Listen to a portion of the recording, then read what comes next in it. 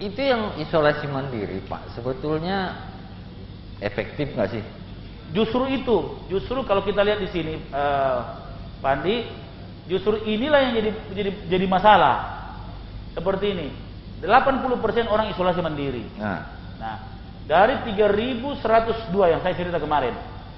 Nah, sekarang 298 jadi menurun sebenarnya kalau total orang sakit hari ini. Ya, tapi orang yang baru sakit itu kan yang sekarang yang angka-angka itu orang yang baru sakit. Nah, ada yang sudah sakit hari ini, ditambah dengan sakit kemarin yang masih sakit. Dikurangi yang sembuh. Nah, maka inilah yang 80% inilah yang paling berbahaya.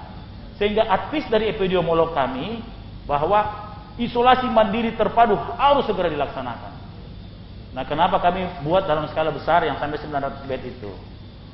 Begitu. Jadi justru inilah penyebab kenapa naik seperti ini. Ini karena jadi waktu kami di sini, kami sudah mencatat bahwa yang paling berbahaya itu adalah orang OTG dan ringan. Nah, kalau dia tidak diisolasi, maka dia akan naik 2 kali lipat, persis 2 kali lipat naiknya. Ini kita lihat ini, naik 2 kali lipat, ini naik 2 kali lipat lagi. Jadi kita sudah prediksikan dari awal, sehingga nah hari ini kami mengumumkan ke publik siapa yang ingin isolasi mandiri di kapal, tapi syaratnya adalah OTG dan PCR, ringan. tes lewat PCR. Kan? Nah, bagaimana masyarakat merespon itu?